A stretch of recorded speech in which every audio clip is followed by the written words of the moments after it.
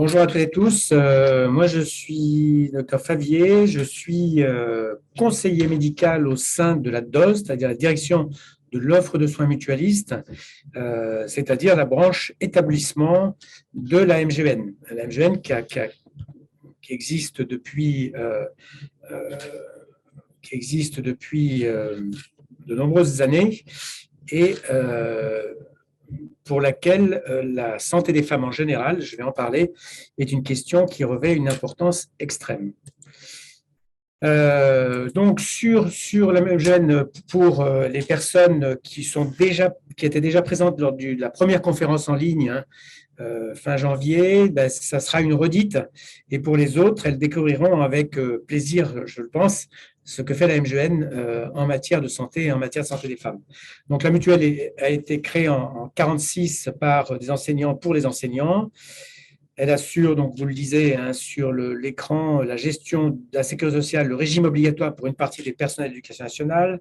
Et à ce jour, donc, elle compte 4 millions d'adhérents, plus de 4 millions d'adhérents, et 62 services de soins, je viens d'en parler, en services qui font de la rééducation, de la santé mentale, de la dialyse, des maisons de retraite, EHPAD, et puis établissements pour personnes en situation de handicap. Et elle a pour ambition de devenir la première mutuelle du service public, largement au-delà, mais en conservant cet intérêt pour les enseignants, largement au-delà de l'éducation nationale.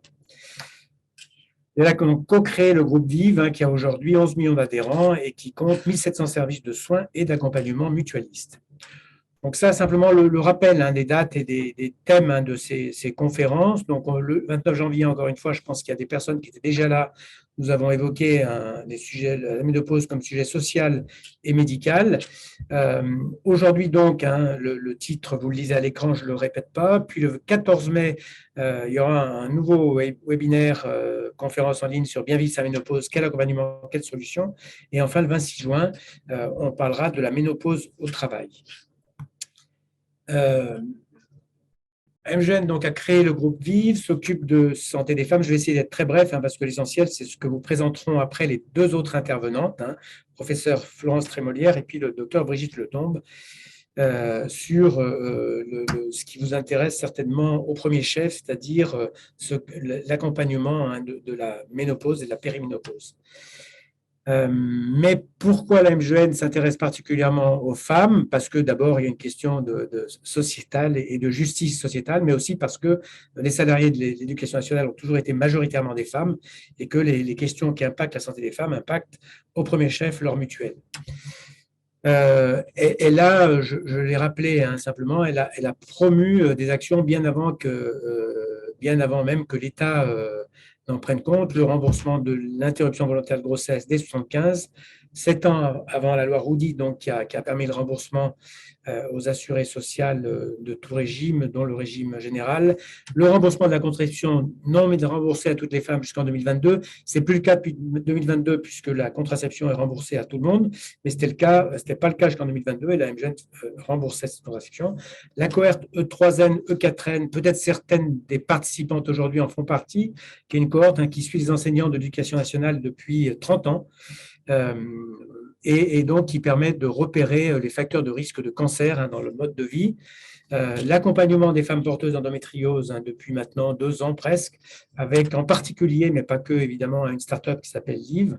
Et enfin, l'accompagnement des ménopauses, c'est le cas aujourd'hui, et l'implication pour la constitutionnalisation de l'IVG, dont tout le monde est au courant aujourd'hui qu'elle est un principe constitutionnel. Voilà Alors, quelques notions, encore une fois, je vais très vite, quelques notions d'inégalité en santé entre les femmes et les hommes. Pour se faire une idée précise de cette question, il faut prendre non seulement en compte le sexe, c'est-à-dire le sexe biologique. Je suis un homme, je suis une femme sur le plan biologique. On sait bien tous qu'on n'est pas fait pareil sur le plan biologique, mais aussi le genre qui permet d'intégrer tous les déterminants de l'état de santé. Je le rappelle, c'est connu aujourd'hui, mais l'accès aux soins, c'est-à-dire la capacité d'avoir un soin quand on est malade, ne résume qu'à peu près 20% des déterminants de santé. Tout le reste, c'est des choses qui ne sont pas seulement liées à l'accès aux soins. Bien sûr, l'accès aux soins est extrêmement important. On est malade, on veut quelqu'un pour soigner ou une équipe pour soigner, mais dans les autres déterminants, c'est ces déterminants-là des autres de l'état de santé qu'il faut prendre en compte pour être en bonne santé. Voilà des codes sociaux, c'est cité, qui sont différents. Cet exemple, il est frappant. La réalisation d'essais cliniques sur les sujets des deux sexes, c'est-à-dire femmes et hommes, n'est obligatoire que depuis 15 ans en Europe.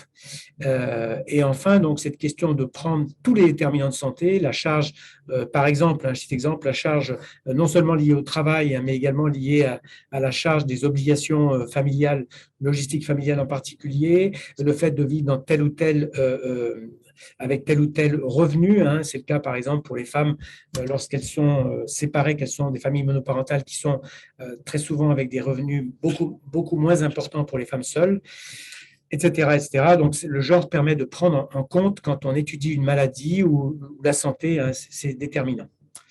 Et enfin, donc, l'espérance de vie en bonne santé, elle progresse, en France en tout cas, pour les femmes et pour les hommes, elle progresse en bonne santé, c'est-à-dire la capacité de vivre longtemps, parfait, mais de vivre cette longévité avec un état de santé qui permet de profiter au maximum de la vie. L'état de santé, l'espérance de vie en bonne santé progresse un peu moins vite chez les femmes que chez les hommes depuis des années. Et enfin, donc je cite parce qu'il est beaucoup cité depuis quelques mois maintenant, la moindre prise en charge de la santé des femmes par rapport à celle des hommes, elle coûte 1 000 milliards de dollars. Et là, ça a été rappelé donc à Davos tout récemment, 1 000 milliards de dollars par an, le fait que les femmes aient une moins bonne santé ou une moins bonne prise en charge de leur santé que les hommes coûte 1 000 milliards de dollars. Voilà, que faire pour améliorer? Alors, je cite ici un rapport qui a été donc fait par Catherine Vidal, qui est neurobiologiste et qui est directrice de recherche à l'Institut Pasteur de Paris. Vous pouvez lire à l'écran, ces quelques propositions qui sont faites. De toute façon, vous aurez ensuite le webinaire. Bien sûr, sensibiliser et former les personnels soignants, en particulier les médecins, mais pas que, à prendre en compte les interactions entre sexe et dans les pathologies, et genre dans les pathologies, c'est ce que je viens de dire à l'instant. Et puis une formation continue, parce que même si ça va être fait pour les étudiants aujourd'hui qui rentrent dans les cursus formatifs, mais pour les professionnels de santé qui ont été formés, et en particulier les hommes qui ont été formés il y a plusieurs années, voire plusieurs décennies, ce n'était pas quelque chose qui était enseigné. Ce que Catherine Vidal, elle a évidemment totalement raison, elle propose avec son groupe de former au dépistage des violences, qui est évidemment un facteur de mauvaise santé. Soutenir les recherches pluridisciplinaires, j'en ai parlé, je n'y reviens pas. Garantir l'accès aux soins pour les femmes en situation de précarité, les dispositifs d'aller vers, et puis aussi de faire avec. Et enfin, d'interagir avec les instances de décision. C'est ce qu'on essaye de faire beaucoup à l'MGN. Je vais utiliser le terme de lobbying, mais bien sûr que le lobbying est positif quand il permet d'améliorer la santé des femmes et puis en tenant compte effectivement de cette question du genre. Et enfin, et j'en aurais fini, la santé intégrative. Alors, intégrative, elle prend en compte la totalité de la personne et pas seulement un symptôme ou une maladie. La santé intégrative, elle prend en compte la globalité. Elle s'inscrit dans une approche, alors je ne fais que citer la définition de la santé intégrative. Vous avez les références en dessous de ce que c'est que un rapport qui s'appelle qui a été fait par le groupe Hegel, une approche globale pour faire de la France une nation innovante en santé à l'horizon 2030, et elle promeut l'autonomie, la qualité de vie, la personne qui devient actrice de ses soins en santé. C'est évidemment une approche qui est successful, entourée de succès. On peut citer dans cette approche quelque chose que certaines d'entre vous qui ont fait l'expérience, qui est l'éducation thérapeutique du patient lorsqu'il est hospitalisé, qui est la capacité pour les maladies chroniques, pour quelqu'un de prendre en charge sa maladie lorsqu'il s'agit de maladie, mais dans la santé, c'est exactement la même chose, et de devenir un acteur de sa propre santé. Voilà, et enfin, je cite des chiffres que le professeur Trémolière, qui est ici présente, pourrait vous commenter bien mieux que moi, puisque c'est elle qui en est l'auteur. Et la référence d'application est citée sur la diapositive. En France, donc, 14 millions de femmes sont ménopausées et il y a 500 000 nouvelles femmes ménopausées chaque année.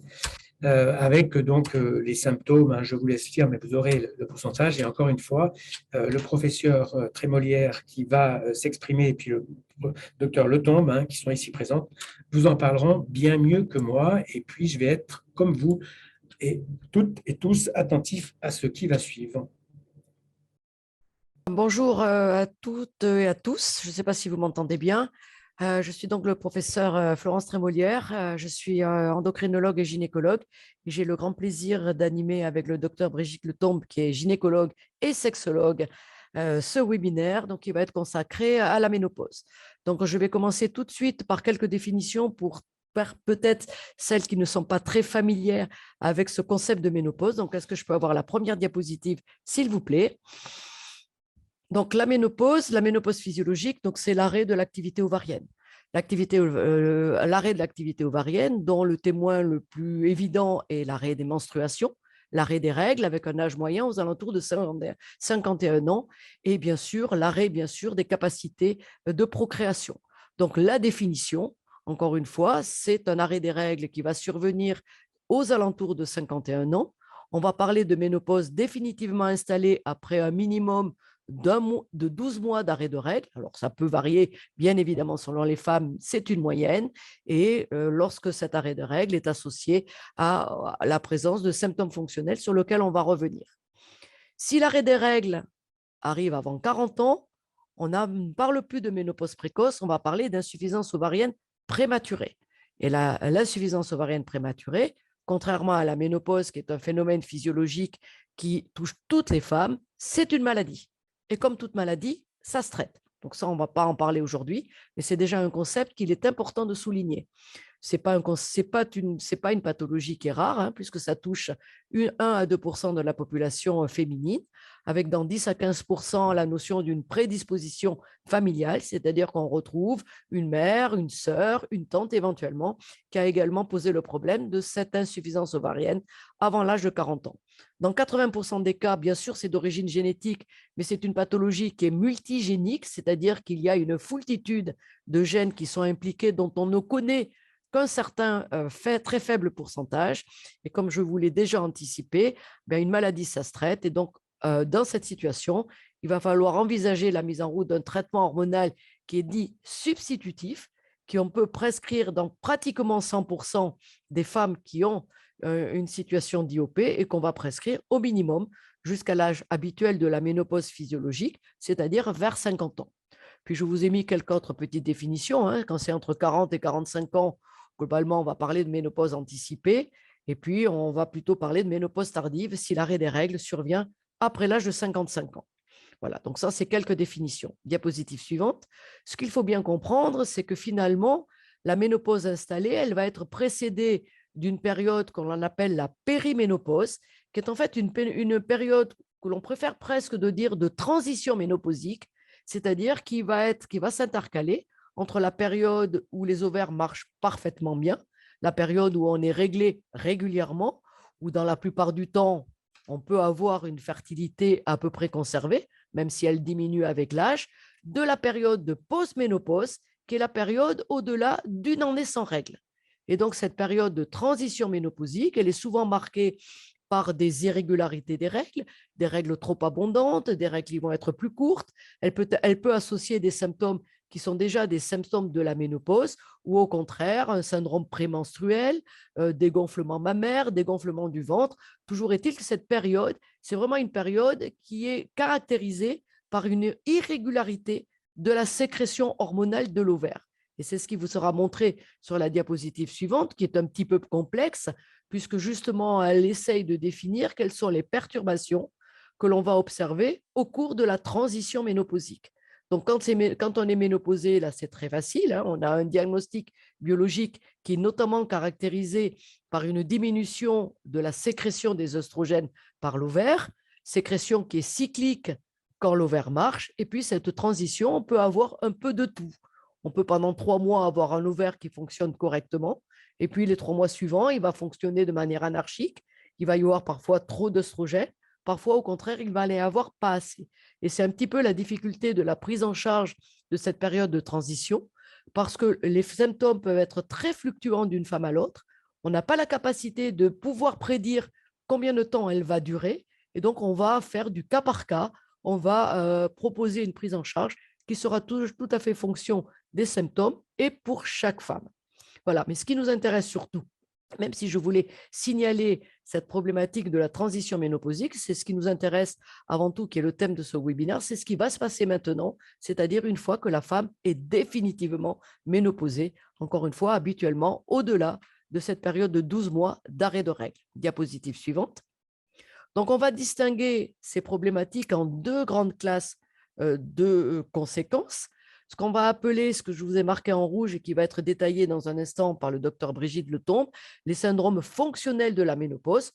Les plus typiques, c'est les bouffées de chaleur, elle va vous en parler, mais également ce qu'on appelle le syndrome génito-urinaire de la ménopause. Et puis, à côté de ces symptômes qui sont plus des problèmes de qualité de vie, je dirais, on va distinguer pour certaines femmes des problèmes de santé qui vont être la conséquence directe de l'arrêt de l'activité ovarienne, puisque chez certaines femmes qui sont peut-être prédisposées d'un point de vue génétique ou qui ont déjà développé certains facteurs de risque, eh bien, cette carence hormonale va pouvoir favoriser l'émergence de certaines pathologies. Et ça, je vous en reparlerai en deuxième partie de ces webinaires, puisqu'elle concerne notamment l'ostéoporose et le risque cardiovasculaire. Donc, je donne tout de suite la parole au docteur Brigitte Letombe, qui va vous parler surtout de ces problèmes qui impactent la qualité de vie des femmes et pour lesquels vous venez très souvent consulter. Bonjour à tous, merci Florence pour m'avoir donné la parole. Donc, plaque suivante. Quand on parle des manifestations de la ménopause, évidemment, le signe emblématique que tout le monde connaît, c'est la bouffée vasomotrice, les bouffées de chaleur. Et c'est vrai que c'est une symptomatologie qui est en plus invalidante, mais aussi affichante. Et c'est vrai que les femmes ont du mal à vivre cette bouffée de chaleur parce que cette bouffée de chaleur, c'est une montée de la température avec une transpiration, une rougeur au niveau du visage et vraiment de la sudation et qui peut s'accompagner de palpitations et d'un véritable malaise. Alors évidemment, les bouffées de chaleur, ça peut être une bouffée de chaleur tous les 2 jours, mais ça peut être pour certaines femmes une dizaine de bouffées de chaleur par jour et ça peut être aggravé par le stress et ça peut vraiment être particulièrement gênant pour des femmes, par exemple, qui ont une activité professionnelle où elles s'exposent et où le stress va aggraver les bouffées de chaleur. Donc, ce n'est pas quelque chose d'anodin, ce n'est pas si facile que ça de vivre avec des bouffées de chaleur. L'équivalent de ces bouffées de chaleur quotidiennes, c'est aussi les sueurs nocturnes. Il y a des femmes qui ont des sueurs nocturnes particulièrement importantes avec une sudation très gênante qui va tremper le lit, qui va demander à ce que cette femme puisse se changer, éventuellement prendre une douche. Et évidemment, vous imaginez bien que ça va avoir des répercussions sur son sommeil, ça va avoir des répercussions éventuellement sur la relation conjugale. Il y a les troubles du sommeil. Alors, ces troubles du sommeil, ils peuvent être dus à ces sueurs nocturnes, bien sûr, mais il y a aussi, dans cette période de transition ménopausique et de post-ménopause, des troubles du sommeil qui n'ont rien à voir avec ces troubles vasomoteurs. Il y a les troubles de l'humeur, et ça, peu de femmes savent qu'on peut avoir des troubles de l'humeur plus marqués, donc bien sûr de l'anxiété, de l'irritabilité, peut-être, mais aussi des troubles dépressifs. Et il faut savoir que les femmes qui sont particulièrement sensibles aux variations hormonales, tout à l'heure Florence nous parlait d'un syndrome prémenstruel, les femmes qui ont eu régulièrement un syndrome prémenstruel, les femmes qui ont eu un postpartum blues marqué, peut-être plus qu'un postpartum blues, c'est-à-dire qui ont répondu difficilement sur le plan de l'humeur aux variations hormonales, sont des femmes qui seront plus sensibles et qui pourront présenter une dépression qui pourra s'installer en périménopause, même avant l'arrêt des règles. Donc, c'est important que les femmes le sachent et que les praticiens le sachent également pour prévenir les femmes qui, à ce moment-là, ne font pas le lien entre les troubles hormonaux et ce trouble dépressif. Et puis, il y a le syndrome génito-urinaire qui est certainement plus méconnu et qu'on va développer. Plaque suivante.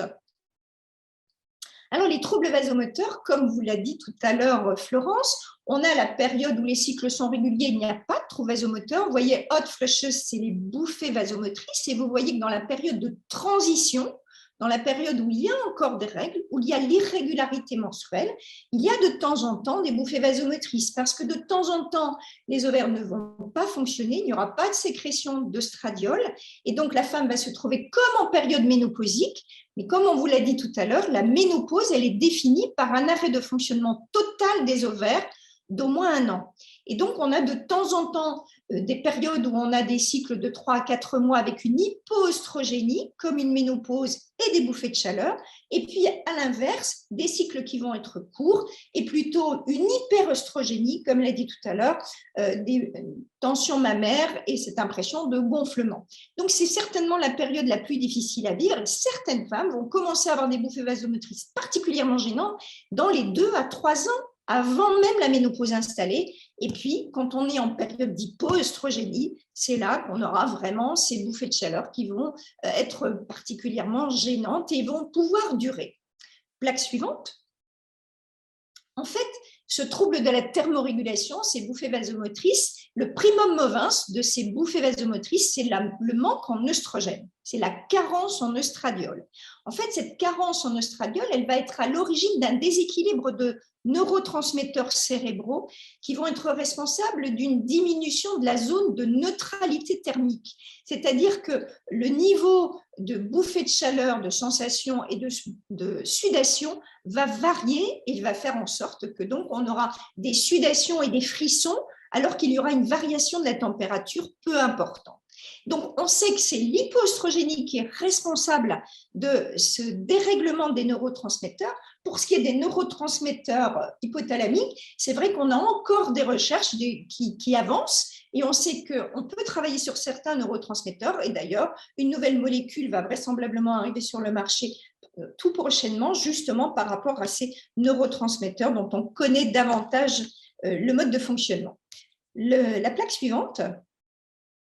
Alors, vous voyez ici, quand on regarde la fréquence de ces symptômes fonctionnels, et l'on reprend l'étude qui a été faite en 2020 en France sur plus de 5000 femmes, vous voyez sur ces 5000 femmes de la tranche d'âge ménopausique, il y avait 3685 femmes en ménopause naturelle confirmée.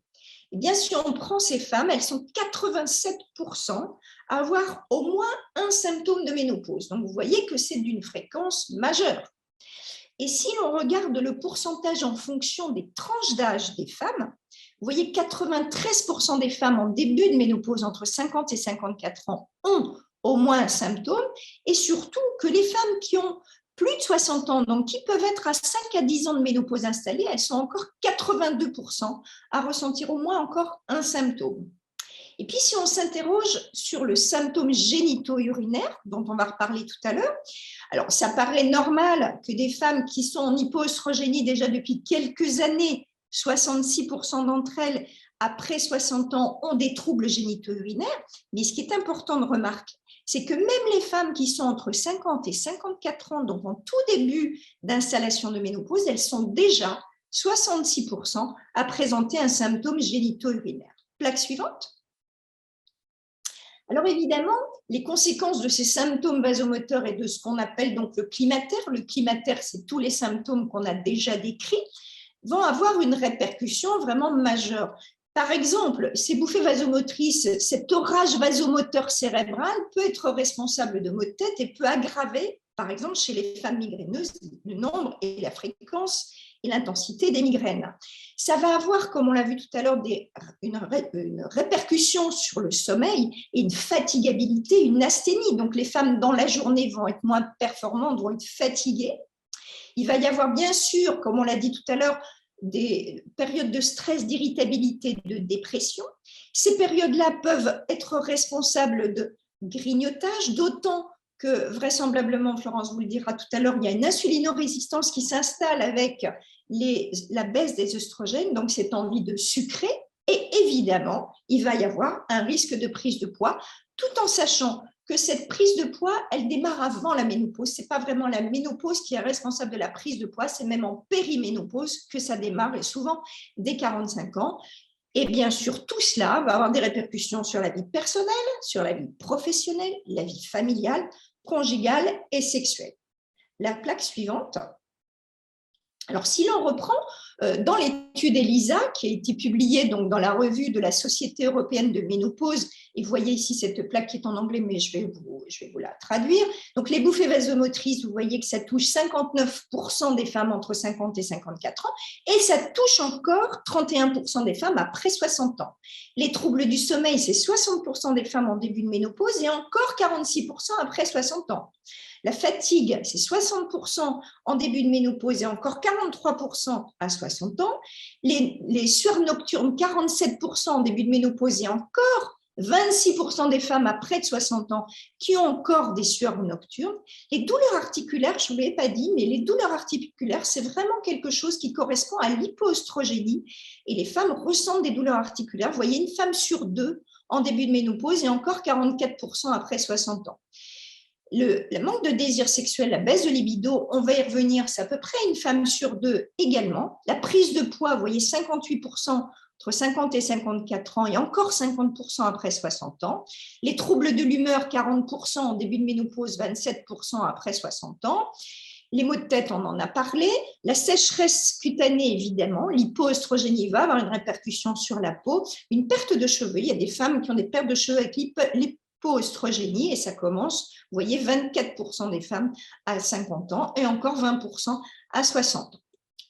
Et puis, ce qui est surtout important, et c'est l'étude Swan qui nous l'a montré, cette étude Swan est une étude épidémiologique longitudinale multisite qui a été démarrée dans les années 90 sur 3000 femmes, nous montre bien que ces bouffées de chaleur, ça n'est pas que 2 ans. Hein. J'ai beaucoup entendu, oh bah oui, on m'a dit que ça allait durer 1 an ou 2. Pas du tout. Pas du tout. En moyenne, si vous regardez sur ce graphique, vous regardez la ligne verte. Pour la moyenne des femmes, c'est 7 ans et demi. Donc, c'est loin d'être 2 à 3 ans. Alors, pour certaines femmes, ça va être 3 ans et demi après les dernières règles. Mais pour celles qui commencent à avoir des bouffées de chaleur bien avant la ménopause, déjà en périménopause, vous voyez, ça peut être environ 10 ans et voire davantage. Donc, vraiment, c'est quelque chose qui peut avoir altéré la qualité de vie des femmes et longtemps. Plaque suivante.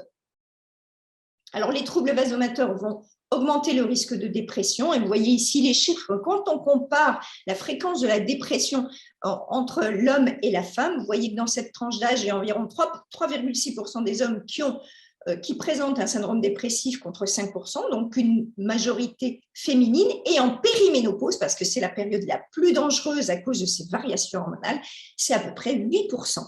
Donc, vous voyez que ces troubles vasomoteurs et le risque de dépression, c'est important, surtout en périménopause.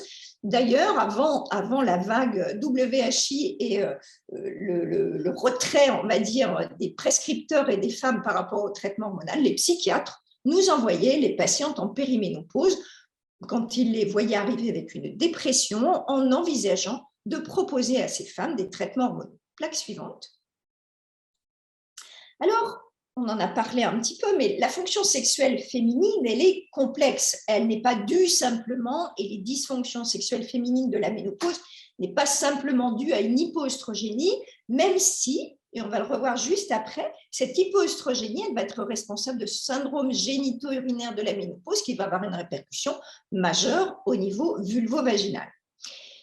Au moment de la ménopause, il y a plusieurs choses qui se passent. Hein. Il y a le vécu psychologique déjà de la perte de la fertilité, parce que à l'arrêt du fonctionnement ovarien, un arrêt d'ovulation, donc c'est la seule glas de la fertilité de la femme. Et pour les femmes, c'est pas la même chose de ne plus pouvoir faire un enfant ou de ne plus vouloir faire un enfant. Donc ça peut être particulièrement mal vécu. Puis il y a des femmes qui considèrent que féminité et fertilité, c'est à peu près la même chose, alors que la féminité n'a pas à voir avec la fertilité. Et puis, il y a aussi le fait d'être dans la cinquantaine, éventuellement de se rendre compte qu'on commence à avoir des rides, qu'on commence à avoir des cheveux gris, qu'on commence à avoir peut-être une prise de poids, qu'on se sente moins féminine, moins séductrice. Donc, c'est quelque chose qui peut être difficile à vivre et c'est quelque chose qui peut être mal vécu aussi par le partenaire. Après, il y a les influences socio-culturelles. Et vous savez bien que cette ménopause est taboue. En France, plus peut-être qu'ailleurs, dans les pays anglo-saxons, la ménopause et la cinquantaine n'est pas aussi tabou que chez nous. Et je suis très contente qu'on ait cette possibilité de s'exprimer aujourd'hui, justement pour faire tomber le silence et le secret vis-à-vis du tabou de la ménopause. Après, il y a la répercussion de la cinquantaine au niveau des relations interpersonnelles, au niveau familial, au niveau conjugal. Évidemment, certains hommes considèrent qu'une femme qui est ménopausée, qui n'a donc plus de menstruation, qui n'est plus fertile, entre guillemets, c'est plus vraiment une femme. Ça peut être vécu très négativement. Il peut y avoir aussi, sur le plan des relations interpersonnelles familiales, le fait que c'est la tranche d'âge où l'on a des parents qui vont présenter des pathologies graves, où on va perdre ses parents, où on va éventuellement voir ses enfants partir, et c'est le phénomène du nid vide. Donc, toute cette constellation de modifications de vie à la cinquantaine va avoir des répercussions sur la fonction sexuelle féminine et sur la libido. Sur le plan de la physiopathologie, il y a bien sûr à la cinquantaine éventuellement des pathologies chroniques qui peuvent s'installer, et puis il peut y avoir des thérapeutiques nouvelles comme les antihypertenseurs et qui peuvent avoir des répercussions sur justement cette fonction sexuelle féminine en fonction des thérapeutiques données. Et puis on va s'intéresser à ce syndrome génito-urinaire de la ménopause. Plaque suivante. Alors, ce syndrome génito-urinaire de la ménopause, c'est en fait le fait que la vulve, le vagin, l'urètre et la vessie sont porteurs d'énormément récepteurs œstrogéniques, et que quand il n'y a plus d'œstrogène, très vite, il va y avoir une répercussion au niveau de ces muqueuses. Il va y avoir une diminution de l'humidité, il va y avoir une diminution de l'élasticité, ce que l'on voit aussi au niveau de la peau, par exemple. Il va y avoir une résorption au niveau des petites lèvres, une pâleur, parce qu'il y a au niveau artériel une diminution de la vascularisation. Il va y avoir une fragilité tissulaire, une muqueuse qui va être fragile, avec éventuellement des petites pétéchies et des petits saignements lors des rapports sexuels. Il peut y avoir une rétraction de l'orifice vaginal avec difficulté de pénétration et des infections urinaires récidivantes. C'est pour ça qu'on parle de syndrome génito-urinaire de la ménopause. Sur le plan sexuel, les femmes repèrent une sécheresse génitale et elles n'ont pas toujours conscience que c'est en rapport avec l'hypoœstrogénie. Et elles peuvent se dire, mais c'est normal, c'est la vieillesse. Il y a une diminution de la lubrification parce que justement, il y a moins de vascularisation sur le plan artériel. Il peut y avoir des douleurs, évidemment. La pénétration peut être douloureuse. On parle de dyspareunie. Il peut y avoir des petits saignements, comme je vous l'ai dit. Et bien sûr, ces sensations désagréables, ce rapport qui se passe mal, ça va avoir une répercussion, bien sûr, sur le désir. On n'a pas obligatoirement le désir de quelque chose qui ne se passe pas bien si on sent que la lubrification est moins bonne et si en plus, on a moins de sensations de plaisir et moins d'orgasme. Et puis, il peut y avoir, sur le plan vulvaire et vaginal, des désagréments qui ont à voir avec le déséquilibre de la flore vulvovaginale nécessaire, le microbiote vulvovaginal.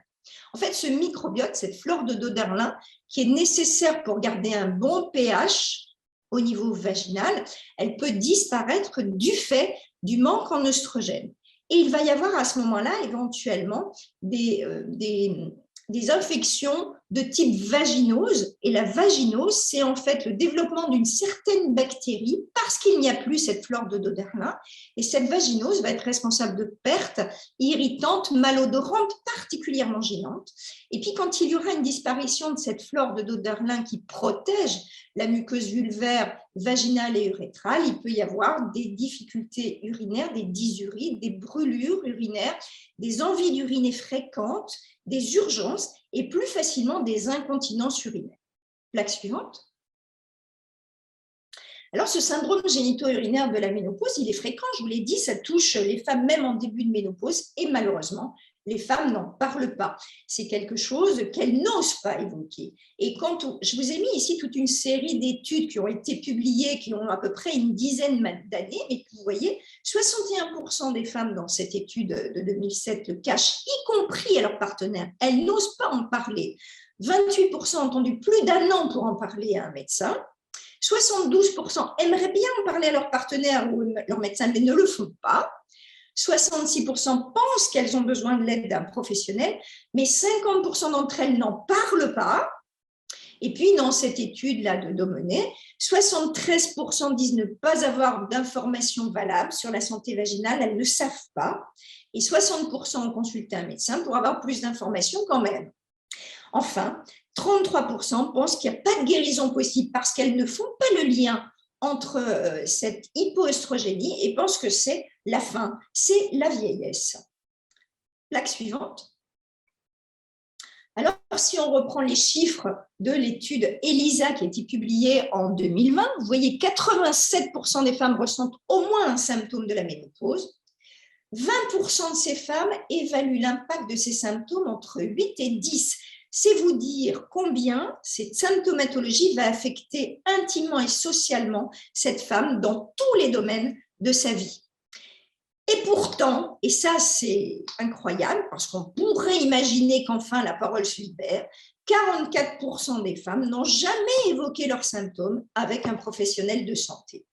43% estiment que ce sont des symptômes normaux, alors que ça ne l'est pas. 38% disent ne pas en ressentir le besoin et surtout, 28% disent bah, c'est pas très grave. 89% des femmes ménopausées ne prennent aucun traitement. Donc, vous savez que le traitement hormonal, vraiment, on a perdu énormément de femmes. Avant la grosse étude américaine, il y a 20 ans, on traitait en France à peu près 30% des femmes. Aujourd'hui, on ne traite plus avec le traitement hormonal de ménopause que 6% des femmes. Et puis surtout, il faut savoir que beaucoup de femmes ne consultent pas parce qu'elles se disent que de toute façon, si elles consultent, on va proposer un traitement hormonal et qu'elles en ont tellement peur qu'elles préfèrent ne pas consulter puisque 35% des femmes ont peur des effets secondaires éventuels d'un traitement hormonal qu'on pourrait leur proposer. Plaque suivante. Voilà, donc je vais laisser la parole à Florence.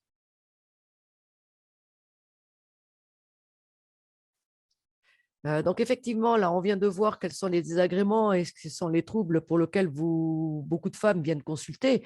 Bon, il ne faut pas tout dramatiser non plus, hein. Il y a aussi beaucoup de femmes qui vivent très bien leur ménopause. Les choses quand même changent. Il y a d'abord des femmes qui n'ont pas des symptômes, même si on vous a dit qu'une majorité d'entre elles ont au moins un symptôme de la ménopause. Il ne faut pas quand même trop noircir le tableau et penser que c'est une catastrophe de passer en ménopause.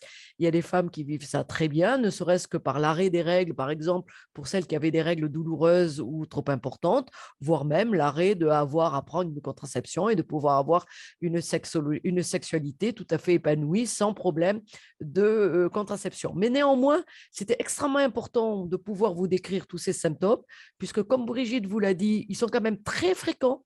Ils impactent souvent le confort et la qualité de vie de beaucoup de femmes et malheureusement, encore beaucoup de femmes n'osent pas en parler. Donc, s'il y a vraiment un tabou à lever et sur lequel nous sommes très impliqués, c'est lever ce tabou de la ménopause en sachant qu'effectivement, il faut pouvoir répondre au cas par cas à toutes les femmes selon leurs problématiques. Alors, la deuxième partie de cet exposé va concerner plutôt les problèmes de santé qui peuvent être associés à la carence œstrogénique chez certaines femmes. Mais j'insiste encore une fois sur le fait que ce n'est pas une obligation de toutes les femmes. Malheureusement, c'est quand même assez fréquent, je vais y revenir dans un instant. Et donc, ça doit nous insister globalement à considérer cette ménopause comme une nouvelle étape de la vie de toutes les femmes et donc de justement d'être attentive à un certain nombre de règles hygiéno-diététiques, on va y revenir, mais également c'est peut-être le bon moment pour faire une espèce de petit check-up de santé parce que justement du fait de la carence hormonale, certains facteurs de risque risquent d'être amplifiés par cette carence hormonale. Donc si on ne les connaît pas, eh bien, on peut passer parfois à côté du développement d'une pathologie qu'il aurait été très facile de dépister si on avait eu ce bilan de santé au moment de la ménopause. Alors, quels sont ces problèmes de santé? Diapositive suivante.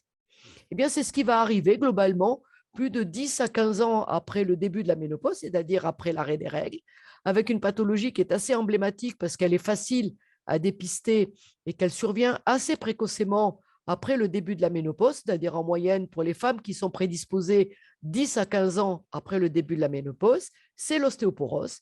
Il y a aussi le risque cardiovasculaire qui, lui, va plutôt survenir aux alentours de 65 ans, en sachant que dans notre pays, il y a une très grande inégalité démographique entre le nord et le sud-ouest. Brigitte, qui est originaire de Lille, pourra vous dire que les maladies cardiovasculaires, l'infarctus du myocarde sont beaucoup plus fréquentes à Lille qu'elles ne le sont à Toulouse où j'exerce. Hein, je ne sais pas si c'est le vin de Bordeaux ou le canard, mais toujours est-il qu'il y a des très grandes différences nutritionnelles entre le nord et le sud-ouest, voire le sud-est, ce qui explique que la pathologie cardiovasculaire a une incidence très variable dans notre pays avec un gradient nord-sud. Alors, pourquoi a-t-on ces problèmes de santé?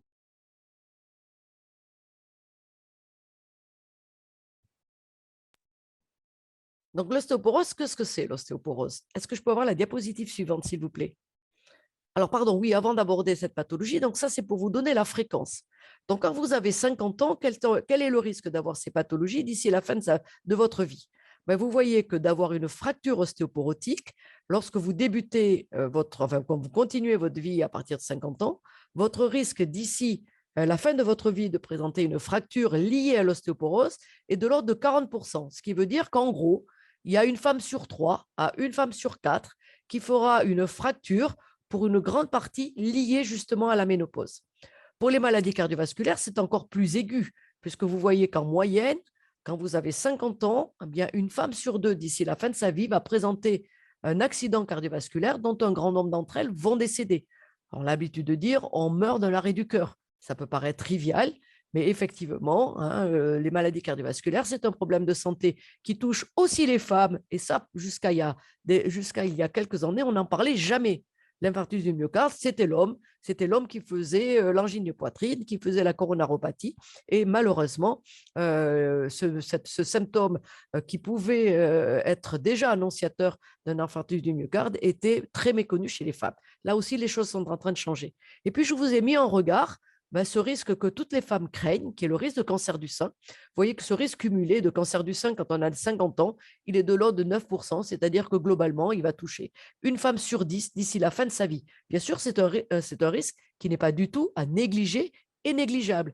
Néanmoins, si on le compare aux deux autres pathologies, on n'est pas tout à fait dans le même ordre de fréquence, en sachant qu'au-delà des décès qui sont secondaires à une pathologie cardiovasculaire, mais on sait que l'ostéoporose en tant que telle est également associée à une surmortalité et pas uniquement à la fracture du col du fémur chez la femme de 90 ans. Donc, la définition de l'ostéoporose, c'est une diminution de la solidité osseuse qui va exposer à un risque accru de fracture. Donc, je vous ai mis une radio qui montre la microarchitecture de l'os normal. Et vous voyez qu'un os ostéoporotique, il est comme une éponge dans lequel il y aurait des gros trous, dans lequel les travées osseuses se seraient amincies et qui fait que sur un traumatisme tout à fait limité, ne serait-ce que tomber sur les fesses de sa hauteur ou soulever une charge lourde, chez les patientes qui ont fait des fractures, en particulier au niveau des vertèbres, qui est très représentatif de cet os très spongieux, bien qu'on peut faire des fractures vertébrales en soulevant un matelas relativement lourd, en soulevant une brouette, en soulevant un pot de fleurs. Donc ça, c'est ce qui va caractériser cette fragilité osseuse. Diapositive suivante. Alors, pourquoi les femmes sont-elles exposées plus fréquemment que les hommes à cette fragilité osseuse? Eh bien, tout simplement parce que le tissu osseux est un tissu qui est très sensible aux oestrogènes. Donc, vous avez une première période dans la vie qui est de la naissance, en gros, jusqu'à la puberté, où le capital osseux se constitue. Et ça, c'est la même chose chez les garçons et chez les filles. La fin de la puberté marque en général la fin de la période de constitution de la solidité du squelette. Globalement, pendant toute la période adulte, je dirais, entre 20 ans et 50 ans, le capital osseux, si vous n'avez pas une pathologie ou si vous ne prenez pas un traitement particulier, il reste stable. Et puis, il va se passer à la cinquantaine un phénomène qui touche les femmes particulièrement, qui est justement caractérisé par la chute des oestrogènes du fait de l'arrêt de l'activité ovarienne. Et parce que le tissu osseux est un tissu qui est très sensible à l'effet des oestrogènes, il va y avoir très rapidement, dès l'arrêt des règles, une accélération de la perte osseuse. Et on peut comprendre que si vous arrivez à la ménopause avec déjà un capital osseux plus bas que la normale, ou si pour des raisons génétiques ou de pathologie, vous avez une perte osseuse rapide en début de ménopause, eh bien, vous allez arriver à un seuil de fragilité plus rapidement que ce que vous serez arrivé si vous aviez une perte osseuse normale. Diapositive suivante. Donc, on a les moyens de ce dépistage en début de ménopause, et c'est ce qu'on préconise, c'est ce dont on fait la promotion. déjà en identifiant un certain nombre de facteurs cliniques de risque, et vous les avez listés sur cette diapositive, ce qui veut dire que si vous avez un ou plusieurs de ces facteurs de risque, vous avez plus de risques d'avoir déjà une dégradation de votre capital osseux. Donc, dans ce cas-là, il va falloir faire un deuxième examen, diapositive suivante, qui est un examen d'ostéodensitométrie, qui est un examen extrêmement simple, qui va permettre de mesurer la solidité de l'os, c'est-à-dire la quantité de calcium dans le tissu osseux. Je vous prie de m'excuser, je suis un peu enrhumée. Donc, c'est sûr que si vous avez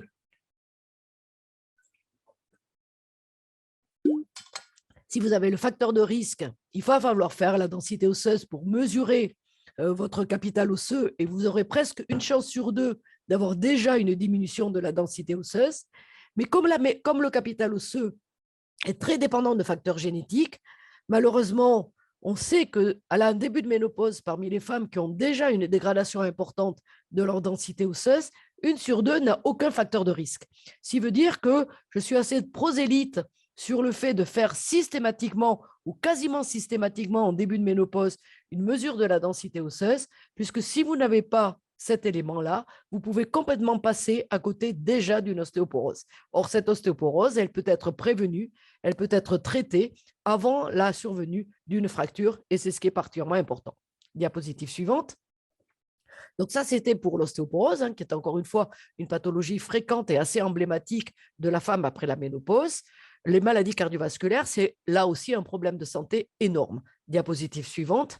Tout simplement parce qu'il y a une véritable urgence épidémiologique actuellement et qui est très méconnue des femmes, puisqu'il faut rappeler que c'est la première cause de mortalité de la femme, en particulier les maladies coronariennes qui expliquent plus de 6% des décès en France, avec une augmentation absolument drastique de cette pathologie chez les femmes en France, puisque comme vous le voyez sur la partie droite de la diapositive, on a une augmentation de 20% des femmes qui ont été hospitalisées pour un syndrome coronarien aigu entre 2008 et 2014. Alors, il y a bien sûr plusieurs facteurs explicatifs. Le premier d'entre eux, c'est le tabagisme. Là, on est sur la génération post-68 Art qui a beaucoup fumé et qui effectivement arrive avec déjà des artères abîmées au moment de la ménopause, artères abîmées qui vont en plus être amplifiées, ou du moins le dégât qui a été causé par le tabac va en plus être amplifié par la carence hormonale. Et puis, il y a également des comportements à risque avec une augmentation de l'obésité, une augmentation du stress professionnel, personnel. Ça, c'est quelque chose dont il faut prendre conscience. De la sédentarité, on fait de moins en moins d'activité physique et on distingue la sédentarité de l'activité physique, c'est-à-dire que vous pouvez avoir une activité physique et pour autant être sédentaire. La sédentarité étant calculée par le nombre d'heures que vous passez assis dans une journée, que ce soit dans les transports, que ce soit au travail. Et en moyenne, en France, la femme, après 50 ans, elle passe plus de 10 à 12 heures assise de toute la journée. Et on sait que cette sédentarité, le nombre d'heures où vous êtes sédentaire, ça est associé de manière très étroite avec le risque de faire un infarctus de myocarde. Diapositive suivante. Donc, on a actuellement, au même titre que l'on a des facteurs de risque de faire une ostéoporose, on a défini un certain nombre de facteurs de risque cardiovasculaires qui globalement permet de classer les femmes quand elles débutent leur ménopause, soit en bas risque. En bas risque, ça veut dire que vous n'avez aucun risque, aucun facteur de risque cardiovasculaire et que globalement, votre risque de mortalité cardiovasculaire dans les 10 ans, il est très faible. À côté de ça, vous avez des femmes qui arrivent à la ménopause avec déjà un risque cardiovasculaire très élevé, parce qu'elles ont déjà fait un accident cardiaque, parce qu'elles ont une maladie rénale, parce qu'elles ont des troubles d'urine, parce qu'elles ont un diabète, parce qu'elles ont déjà des facteurs de risque relativement sévères, trop de cholestérol, mais avec des taux très élevés, une hypertension artérielle qui n'a pas été traitée, etc. Vous avez la plupart de ces facteurs de risque qui sont listés sur cette diapositive. Mais la majorité des femmes, elles ont un facteur de risque mineur, elles ont un facteur de risque qui peut être considéré comme pas trop important. Eh bien, il va falloir les prendre en compte, il va falloir les rechercher. Et puis, on a actuellement de plus en plus, chez la femme spécifiquement, des facteurs de risque qui lui sont propres. Le fait d'avoir eu un accident au moment de la grossesse, d'avoir une hypertension artérielle pendant la grossesse, d'avoir fait un diabète dit gestationnel, dans les derniers mois de la grossesse, d'avoir fait un accouchement difficile ou en urgence parce qu'il y a eu une complication de l'hypertension artérielle. On sait maintenant que ce sont des facteurs de risque émergents du risque cardiovasculaire chez la femme. La migraine, en particulier lorsqu'il y a des auras, l'insuffisance ovarienne prématurée, je vous l'ai dit, c'était une maladie.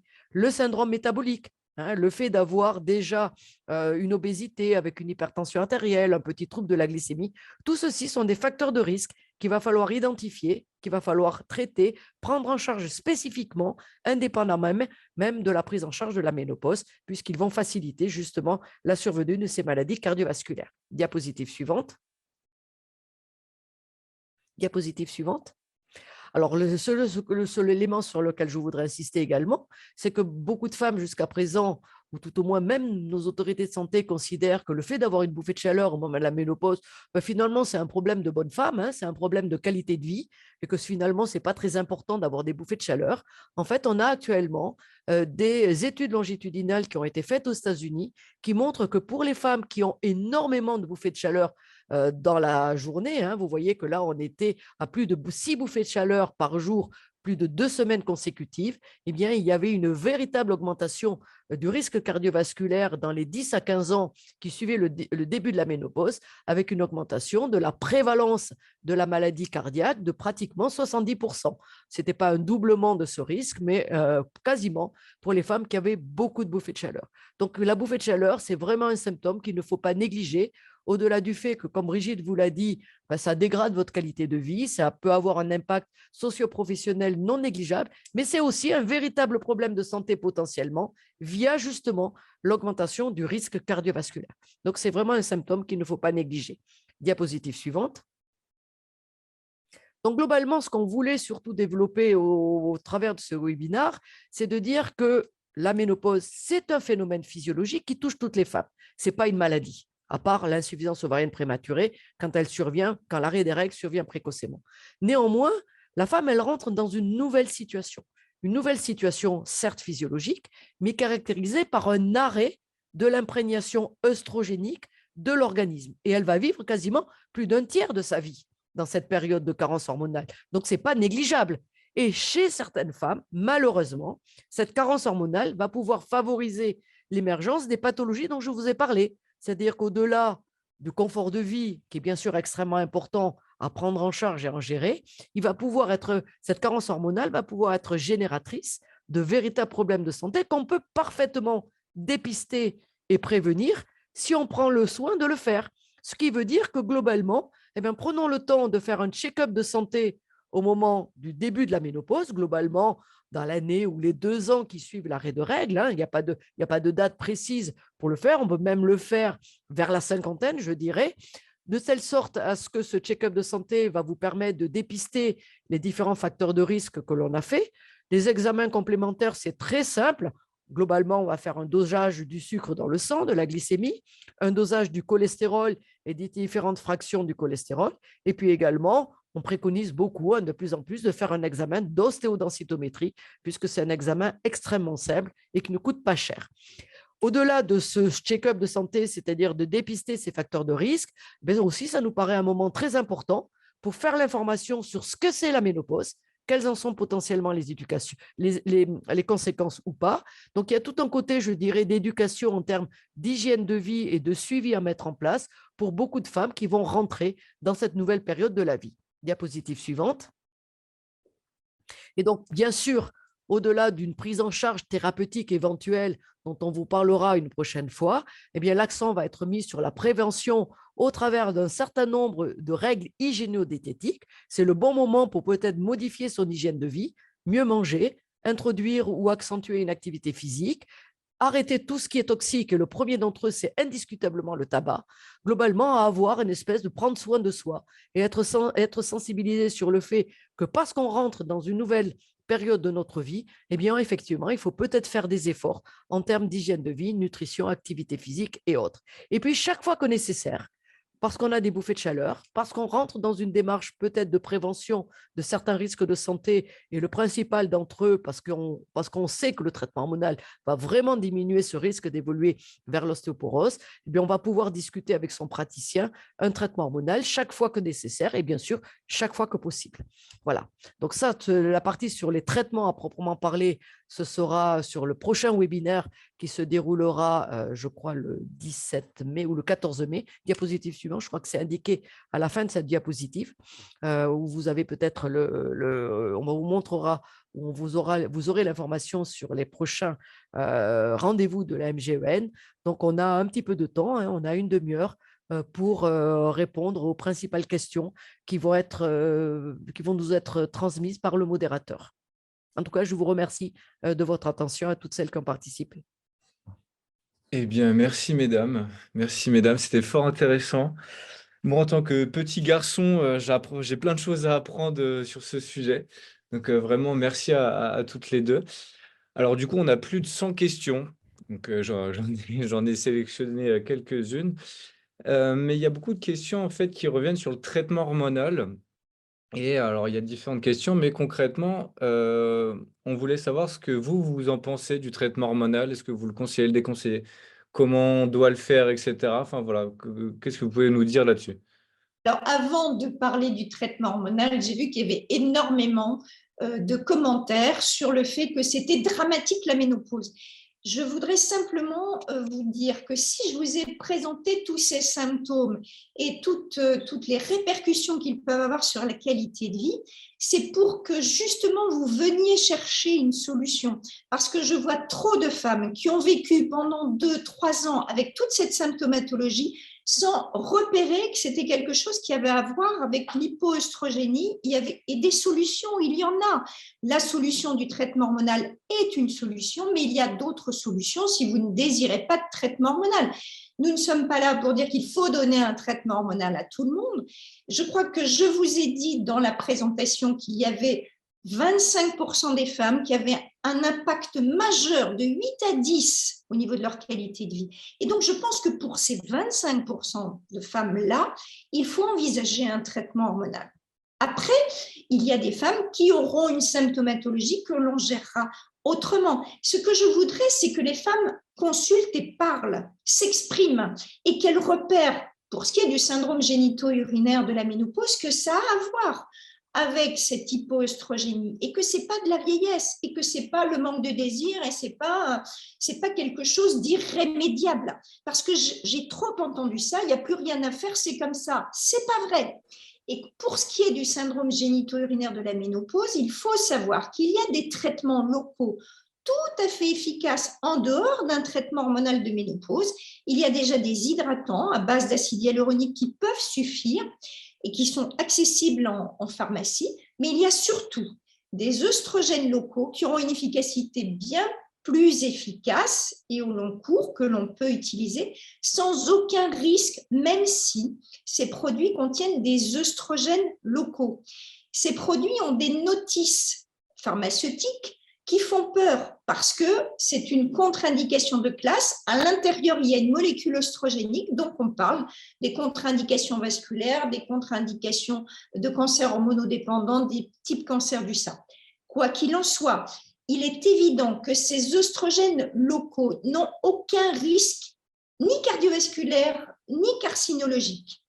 Toutes les sociétés savantes sur le plan international demandent à ce que ces notices soient modifiées parce qu'on a un recul de 40 ans sur ces produits et l'on sait qu'ils n'ont aucun effet délétère ailleurs au niveau cardiovasculaire ou carcinologique. La preuve, c'est qu'en Angleterre aujourd'hui, depuis 2 ans, il y a en accès libre en pharmacie de l'œstradiol local pour vous prouver qu'il n'y a pas de risque. Sinon, ce ne serait pas en pharmacie comme ça d'accès libre. Donc, je voudrais revenir sur le fait que si je vous ai décrit tous ces symptômes, c'est pour que vous puissiez repérer que ça peut être en rapport avec de l'hypoœstrogénie. Ce n'est pas vous dire que la ménopause est un drame. Au contraire, je pense que c'est la plus belle tranche de vie. À partir du moment où on n'a plus, comme l'a dit tout à l'heure Florence, les règles, les problèmes de la contraception, l'irrégularité menstruelle, les ménorragies, tout ce tout ce qu'on a vécu difficilement en périménopause, et qu'en plus, on n'a pas cette altération de la qualité de vie. Donc, il faut absolument venir chercher des solutions. Tout à fait. Donc, pour rebondir sur la question que vous posiez, effectivement, la question n'est pas d'être pour ou contre le traitement hormonal. La question est de savoir qu'il y a une solution qui est efficace quand la femme en a besoin et que donc, à partir de là, c'est le rôle effectivement du médecin avec l'information qu'il va donner à sa patiente, hein, à la femme qui vient le consulter, de savoir si ce traitement peut lui être utile. Donc, ce débat pour ou contre, pour nous, franchement, ce n'est pas notre problème. C'est vraiment, encore une fois, en parler et savoir qu'il y a des solutions qui existent. Et parmi ces solutions, il y a le traitement hormonal qui est loin d'être le diable dont on a voulu parler au cours de ces 20 dernières années. D'accord, merci pour cette réponse. Alors, messieurs, dames, pendant les questions-réponses, je vais lancer un petit sondage, voilà, à chaud, pour connaître votre réaction. Pour continuer sur les questions, on a une question sur, alors 13% des femmes n'ont pas de symptômes. Est-ce qu'on sait médicalement l'expliquer, cette chose-là? Eh bien, malheureusement, non. Hein, le part de la génétique est certainement prépondérante pour expliquer pourquoi certaines femmes ont une bouffée de chaleur toutes les heures, voire toutes les quarts d'heure, et pourquoi il y en a qui n'ont pas du tout. On n'en sait rien. Malheureusement, on n'en sait rien. Au même titre qu'on ne sait pas pourquoi des femmes peuvent avoir des bouffées de chaleur pendant 6 mois, 1 an, 2 ans, et puis d'autres à 85 ans en ont encore. Il y a 2 éléments que l'on a identifiés. Comme Brigitte vous l'a dit, plus ça commence tôt, globalement, plus ça dure longtemps. Et puis également une prédisposition familiale. Si votre maman a eu des bouffées de chaleur encore à 90 ans, malheureusement, c'est mal barré pour vous. Hein, il est possible que vous en ayez aussi longtemps. Oui, mais ce n'est pas que mal barré parce qu'il y a des solutions. Oui, tout à fait. Mais pour répondre à la question, est-ce que je vais en avoir longtemps? Surtout, Malheureusement, on ne peut pas le prédire. Malheureusement, on ne ouais. peut pas le prédire. Et surtout, je crois que ce qu'il faut que vous reteniez, c'est que si vous avez une symptomatologie, il faut consulter et venir chercher. On trouvera toujours la solution qui vous sera adaptée. Alors, la problématique, bien sûr, hein, ça, je crois que je l'ai vu sur certains commentaires du chat, c'est que malheureusement, en France, on a une offre médicale qui est actuellement extrêmement déficitaire. Vous êtes beaucoup à ne pas avoir de médecin généraliste et vous êtes encore plus à ne plus avoir de gynécologue. Alors, on essaye d'en former. Hein. On a actuellement, depuis la recréation du DES de gynécologie médicale il y a une quinzaine d'années, on a maintenant des jeunes qui sortent et qui sont très sensibilisés par rapport à la prise en charge de la ménopause, mais on est tout à fait conscient que l'offre médicale est relativement restreinte pour répondre parfois à vos préoccupations. Après, il y a peut-être une éducation à faire auprès de votre médecin aussi, hein, votre médecin généraliste pour le sensibiliser par rapport à cette prise en charge. Petit bémol, les sages-femmes ne sont pas autorisées à ce jour à prescrire le traitement hormonal, puisqu'effectivement, ça peut relever d'une véritable problématique médicale auquel elles n'ont pas accès. Voilà, ça c'est un petit bémol qui doit être souligné. Donc, n'hésitez pas dans tous les cas à en parler à votre médecin. Oui, je crois que c'est important de faire la différence entre le médecin qui va vous faire un bilan adapté, qui va vous prescrire les examens complémentaires dont on vous a parlé, qui va être capable de vous orienter et qui va être capable de vous donner éventuellement une thérapeutique adaptée, ce qui n'est pas le cas pour les sages-femmes. Les sages-femmes sont là pour faire de la surveillance de femmes en état physiologique, c'est-à-dire qui n'ont pas de symptômes, qui vont bien. Merci, mesdames, pour cette réponse. Prochaine petite question, comment peut-on savoir que nous sommes en préménopause? Alors déjà, il y a le critère d'âge. On est rarement en préménopause avant 45 ans, même si ça peut arriver, particulièrement malheureusement chez les femmes qui vont faire cette fameuse insuffisance ovarienne prématurée. Et encore souvent, c'est assez rapide hein, pour les femmes qui vont faire l'insuffisance ovarienne prématurée. Mais globalement, c'est quand on n'est plus réglé normalement. Voilà. Ou quand on commence à avoir des symptômes. Alors la difficulté, puisque je crois qu'elle a été également évoquée sur le chat, c'est quand on a une contraception qui a arrêté les règles, le stérilet hormonal, certaines pilules qui arrêtent les règles. Et là, parfois, c'est pas souvent facile de savoir si on ne débute pas une ménopause. Alors bien sûr, si vous avez certains des symptômes dont on a parlé, il faut pouvoir l'évoquer. Hein, je dirais après 45 ans. Parfois, c'est un peu plus compliqué et il va être nécessaire dans certaines situations de faire des dosages hormonaux pour pouvoir avoir un peu plus de certitude.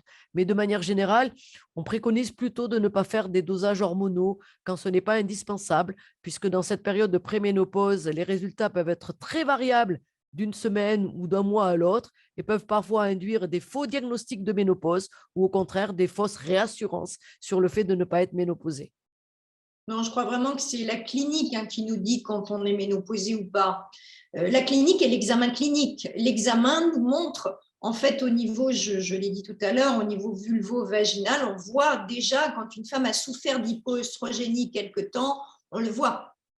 Donc, l'examen clinique et la clinique de ce que les symptômes ressentis, l'irrégularité et le fait qu'il y ait des règles qui ne soient plus là depuis 3-4 mois et déjà des symptômes, ça peut laisser penser que c'est une ménopause qui s'installe, mais on peut être aussi encore en périménopause et retrouver 2-3 fois des menstruations 6 mois plus tard. Donc, c'est pour ça qu'il y a parfois une difficulté et que l'on dit que cliniquement, la ménopause est certaine quand il n'y a plus de règles pendant 1 an. Merci, mesdames. Prochaine question. Est-ce que l'ablation des ovaires est-il possible et peut empêcher la ménopause? Alors, la ménopause, c'est l'arrêt de l'activité ovarienne. Donc, si on vous enlève les ovaires, par définition, vous êtes ménopausé le lendemain de l'opération. Voilà. Et ce n'est pas une bonne idée. Si c'est trop jeune, ce n'est pas une bonne idée, oui. Pas une bonne idée. Il faut savoir que les ovaires, même après la ménopause, c'est-à-dire même après l'arrêt de la fonction ovulatoire, ont encore une sécrétion qui est une sécrétion androgénique. L'androgène, c'est l'hormone masculine par rapport aux hormones féminines. Et cette petite sécrétion androgénique est importante pour la qualité de vie. Donc, on a maintenant bien la notion qu'il ne faut enlever des ovaires que quand c'est nécessaire. D'accord. Eh ben, je retourne sur cette question. Et si on a un ovaire en moins, est-ce que la ménopause arrive plus tôt? Non, ça n'a rien à voir. On peut avoir un seul ovaire et être ménopausé, même tardivement. Parfait. Parfait. Impeccable.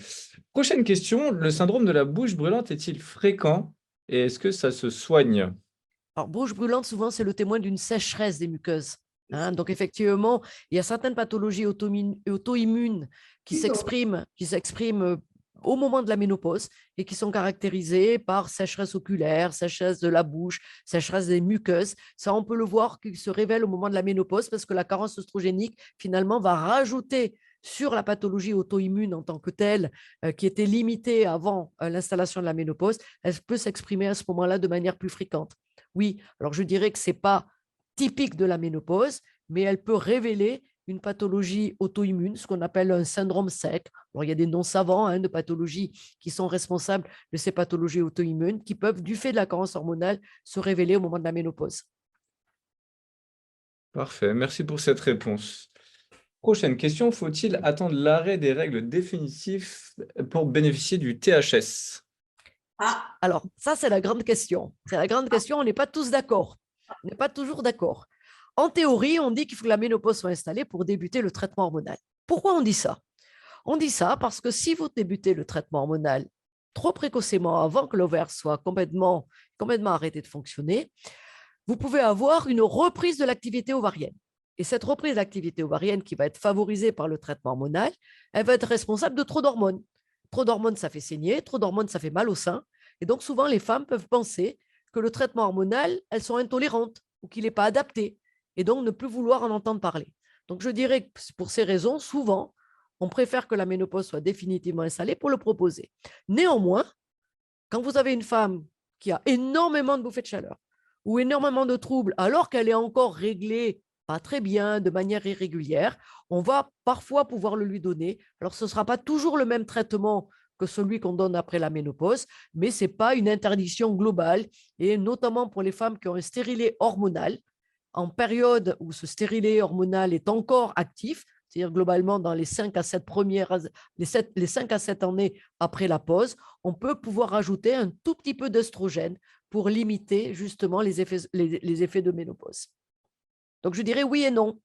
Oui. Moi, je dis que les femmes qui ont vraiment une symptomatologie particulièrement marquée et invalidante, les faire attendre 1 an, ça peut ne pas être possible.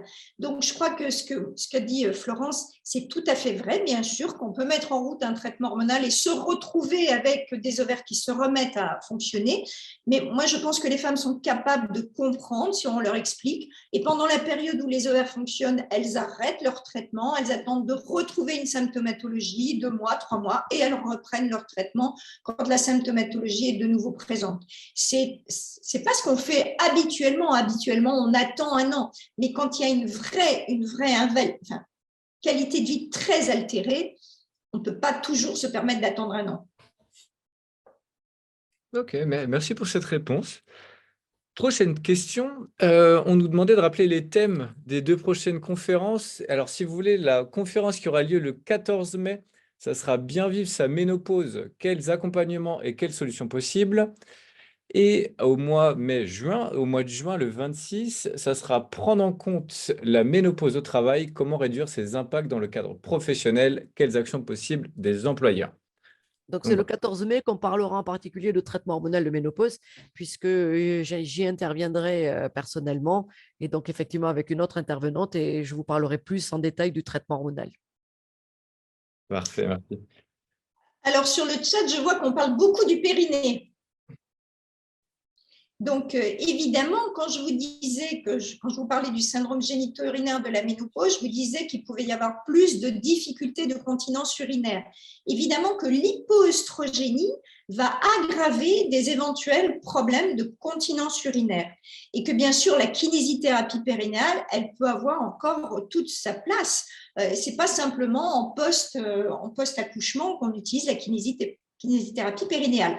Mais si on envisage une kinésithérapie périnéale, il est important de traiter avant la trophicité vulvo-vaginale. Donc, il ne faut pas faire de la kiné périnéale sans en plus utiliser un traitement trophique local. Et parfois, le traitement trophique local peut suffire. Merci, mesdames, pour cette réponse. Petite question, peut-on prévenir l'ostéoporose par l'hygiène de vie? Ah bah oui. Alors, si Comment vous n'êtes pas prédisposé à avoir de l'ostéoporose, c'est-à-dire, je vous ai indiqué en préambule que malheureusement, et ça c'est quelque chose qui est méconnu, le capital osseux est déterminé pour 80% par des facteurs génétiques. Si malheureusement vous avez eu la malchance d'avoir un mauvais gène ou d'avoir dans votre famille les gènes de l'ostéoporose, malheureusement l'hygiène de vie ne va pas permettre de prévenir l'évolution vers l'ostéoporose. Bien sûr, si vous n'avez pas cette hygiène de vie, en plus, vous allez l'aggraver. Mais malheureusement, elle ne va pas permettre toujours de stopper l'évolution de la maladie. Si par contre, vous n'êtes pas génétiquement programmé, entre guillemets, pour évoluer vers l'ostéoporose ou ne pas avoir un impact trop sévère de la carence hormonale au moment de la ménopause, effectivement, on va toujours recommander des mesures hygiéno-diététiques qui sont des mesures, je dirais, de bon sens, bien manger, ne pas être carencé en calcium. Alors, le calcium, on le trouve essentiellement dans des produits laitiers, mais il y a d'autres substituts dans lesquels on peut le trouver. Et surtout, avoir une activité physique, notamment avoir une activité physique dite en charge, ne serait-ce que la marche active. La marche nordique, par exemple, est une très bonne activité physique qu'il faut préconiser en prévention de l'ostéoporose. Alors, il ne faut pas faire croire aux femmes que parce qu'elles vont faire une activité physique, elles n'auront jamais d'ostéoporose. À partir du moment où vous avez fait un dépistage et que vous êtes relativement rassuré sur le fait que vous ne faites pas partie des femmes prédisposées à développer une ostéoporose, là, dans cette situation, effectivement, c'est un plus d'avoir une activité physique en charge qui peut limiter la perte osseuse avec le vieillissement, à condition qu'elle soit régulière. Je dis souvent à mes patientes, il vaut mieux marcher 40 minutes un jour sur 2 que 3 heures le week-end. C'est plus la régularité qui est importante et donc marcher de manière active. La marche nordique sont des très bonnes activités physiques. Parfait, c'est très gentil pour cette réponse et c'est parfait pour la question suivante. On nous dit quel est le rôle de la ménopause sur la vessie? Parce qu'on a souvent envie de faire un peu plus pipi quand on vieillit. Est-ce que la ménopause a un rôle sur la vessie? Je vous disais, quand je parlais du syndrome génito-urinaire de la ménopause, c'est parce que l'urètre et la vessie contiennent des récepteurs œstrogéniques, voire androgéniques d'ailleurs, et donc l'hypoœstrogénie, le manque hormonal, va aggraver tous les symptômes urinaires.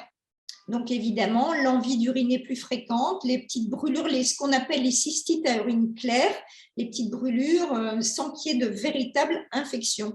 Et c'est en cela que je vous dis qu'il est vraiment important, puisqu'une femme sur 2 en souffre, d'aller chercher des solutions thérapeutiques simples, sans risque.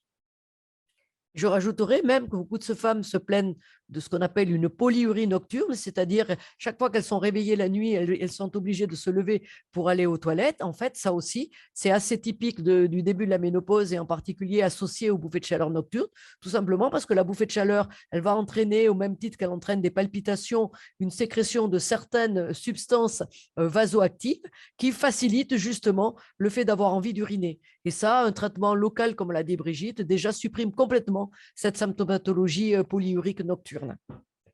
Après, on a parlé des troubles du sommeil. J'ai vu passer l'éventualité de somnifères, surtout essayer d'éviter tous les somnifères. C'est vraiment pas la solution. Il y a d'autres solutions. Donc, c'est pour ça que ça nécessite une consultation, mais ne vous faites pas prescrire de somnifères. Merci pour cette réponse. Petite question, alors du coup, on a parlé des os, mais est-ce que la ménopause a un rapport sur la perte du muscle? Oui. Alors, je dirais que la ménopause en tant que phénomène hormonal, oui et non. L'âge. Il y a de toute façon un vieillissement, un vieillissement avec l'âge qui fait que il y a une certaine fonte musculaire. Mais par contre, ce que fait la carence hormonale en début de ménopause, c'est qu'elle va modifier ce qu'on appelle la composition corporelle, c'est-à-dire le rapport entre la masse adipeuse, la masse grasse, et la masse maigre, c'est-à-dire les muscles. Et globalement, ça se fait au détriment de la masse musculaire. Et la seule façon quand on est ménopausé, de maintenir une masse musculaire, au-delà même de tous les traitements et même du traitement hormonal, c'est avant tout l'activité physique. En d'autres termes, si vous n'avez pas d'activité physique, vous allez perdre du muscle, vous allez perdre de la masse maigre. Et après, vous avez bien sûr le vieillissement avec l'âge qui ne peut être que contributif à cette perte musculaire. Je voudrais ajouter que c'est même avant la ménopause qu'il faut démarrer. C'est à partir de 45 ans que cette fonte musculaire démarre. Ce changement de capital musculaire et de tissu graisseux, c'est dès 45 ans. Donc, il faut vraiment commencer à avoir une activité physique si on ne l'a jamais eue, déjà à ce moment-là, voire 40 ans. Parce que ça va avoir avec l'âge. Et du reste, c'est pour ça que les femmes se plaignent d'une prise de poids au-delà de cet âge, tout simplement parce que la dépense énergétique de la masse grasse est beaucoup plus faible que la dépense énergétique de la masse musculaire. Ce qui veut dire qu'on grossit même si on mange de la même façon. Parce qu'à cause de ces modifications hormonales, il va y avoir cette modification de la répartition entre masse grasse et masse maigre. Comme la masse grasse, elle demande moins de dépenses énergétiques, eh bien, vous allez prendre du poids pour la même quantité alimentaire. Ce qui explique encore une fois que la seule façon, ou quasiment la seule façon de lutter contre la prise de poids dans la période périménopausique et le début de la ménopause, parce qu'après, ça se tasse un peu, entre guillemets. C'est vraiment au moment de la transition ménopausique que les femmes se plaignent à la fois d'une augmentation de leur tour de taille et d'une prise de poids. Eh bien, il faut vraiment faire l'activité physique, et une activité physique régulière et relativement soutenue. Oui, quand les femmes consultent et qu'elles me disent, écoutez, je ne comprends pas, je fais toujours la même chose et je grossis, je dis, c'est parce que justement, vous faites toujours la même chose. C'est-à-dire que vous devez diminuer les apports ou augmenter votre activité physique pour brûler davantage si vous voulez rester au même poids. Sinon, vous prenez 500 grammes par an. Ce n'est pas énorme, mais ça fait 6-7 kilos entre 40 et 50 ans. Allez, les 500 grammes, on les prend généralement au Père de Noël, que voulez-vous, Mais ça, quand c'est la période de Noël, on peut les perdre après. Ouais, c'est vrai. Mais cette prise de poids lente qui n'est pas perçue, et puis c'est au bout de 3-4 ans qu'on dit, dis donc, j'ai pris 3-4 kilos, je ne sais pas quand c'est arrivé. Donc, c'est vraiment important, cette notion d'activité physique qui doit être plus importante à partir de la quarantaine, c'est majeur. Ok, merci pour cette réponse. Petite question, peut-on prendre des compléments alimentaires pour réduire les effets de la ménopause? Oui. Lesquels? Oui, bien sûr qu'il y a des compléments alimentaires qui n'ont pas montré dans les études scientifiques obligatoirement une efficacité, mais ce qui nous importe, c'est l'efficacité pour la patiente qui les prend. Si une patiente me dit, moi je prends tel complément alimentaire et je vais très bien, j'ai aucun souci, j'ai aucune raison de lui dire, mais non, ça ne marche pas, puisque ça marche. Et il faut bien savoir que sur le plan des bouffées vasomotrices, et même pour d'autres pathologies, on a régulièrement ce qu'on appelle l'effet placebo. L'effet placebo, il est à peu près de 30%. Ben, si 30% des femmes ont une efficacité de quelque produit que ce soit, eh ben, c'est très bien. Encore une fois, on voudrait insister sur le fait que la ménopause, ce n'est pas une maladie. Donc, il y a des solutions qui peuvent être tout à fait acceptables, acceptées, raisonnables pour beaucoup de femmes quand elles en sont satisfaites. Mais il ne faut pas négliger le fait de l'entrée dans cette nouvelle situation hormonale qui justifie juste de faire un dépistage en début de ménopause de certains facteurs de risque, voire réenvisager une hygiène de vie différente. Mais si effectivement la seule problématique pour une femme au moment de la ménopause, ce sont par exemple ces bouffées de chaleur, et qu'en prenant tel ou tel complément alimentaire ou telle tisane, ben, ces bouffées de chaleur disparaissent, nous, en tant que médecins, on en est ravis. Bien sûr. Mais vraiment, pensez à envisager ce bilan de la cinquantaine, ce bilan minimal que vous a proposé Florence, qui est vraiment important, parce qu'une hyperlipémie, un diabète, ça ne donne pas de signe. Il n'y a rien. Et on sait que l'hypoœstrogénie va aggraver le risque de diabète, va aggraver le risque d'hyperlipémie, va aggraver le risque d'hypertension. Donc, faire prendre cette tension ou la prendre avec un tensiomètre que vous avez chez vous, vérifier votre poids, faire un bilan métabolique de base, cette densitométrie dont vous a parlé Florence, et bien sûr, on ne l'a pas dit, mais la mammographie de dépistage, ainsi que l'examen gynécologique avec le test HPV au niveau du col. Pensez à faire tout cela, parce que c'est vrai que certaines femmes, quand elles arrivent à la ménopause et qu'elles n'envisagent pas de consulter pour avoir de thérapeutique, ne se font plus suivre. Et ça, c'est dramatique. Disons que ça peut l'être chez certaines femmes. Merci, mesdames. On va finir avec une dernière question. En fait, dans les risques de santé associés à la ménopause, vous avez parlé de la démence. Est-ce que vous pouvez un peu parler du sujet, s'il vous plaît? Alors, ça, c'est un sujet qui a eu beaucoup d'actualité au cours de ces dernières années. Je dirais, historiquement, effectivement, il est classique de dire que parce que la maladie d'Alzheimer a une certaine prédominance féminine, la carence hormonale de la ménopause facilitait la survenue d'une maladie d'Alzheimer chez certaines femmes. C'est très difficile d'être totalement affirmatif de ce côté-là, puisqu'effectivement, ce sont des pathologies qui surviennent très tardivement après le début de la ménopause, et donc faire la part relative de ce qui revient spécifiquement à la problématique hormonale de la ménopause, des effets du vieillissement ou d'autres facteurs de risque, c'est extrêmement difficile à faire. Par contre, ce qu'on a appris, et ça Brigitte vous l'a dit, c'est qu'effectivement la transition ménopausique peut modifier ce qu'on appelle des fonctions cognitives, fonctions cognitives qui sont des problèmes de concentration, des problèmes qui touchent la mémorisation, notamment la mémorisation verbale, qui parfois inquiètent beaucoup nos patientes. Les Anglais parlent de brain fog, qui se traduirait par brouillard cérébral, qui peuvent ressembler justement à un début de démence. Alors déjà, il faut rassurer les femmes. Ces symptômes qui sont très typiques de la transition ménopausique, en aucun cas ne sont prédictifs d'une future maladie d'Alzheimer. Et très souvent, ces symptômes-là s'améliorent une fois que la ménopause est définitivement installée. Donc, il ne faut pas en avoir peur, il faut pouvoir en parler, là également. Et donc, les relations, encore une fois, entre démence et ménopause restent encore non complètement affirmées. Eh bien, merci, mesdames, pour ces réponses à toutes ces questions. Alors, pour conclure, il y avait encore des petites questions dans le chat. Il y aura bien un replay. Donc, un replay sera disponible avec tout ce qu'on a dit aujourd'hui. Mesdames, est-ce que vous avez des petites choses à rajouter? Oui, j'ai vu passer une question sur la vaginose. La vaginose, c'est un déséquilibre de la flore avec le développement d'une bactérie qui s'appelle le Gardnerella. Le Gardnerella, il se développe parce qu'il n'y a plus un pH adapté au niveau vaginal. Donc, ça nécessite un traitement spécifique. Il y a un traitement spécifique pour la vaginose.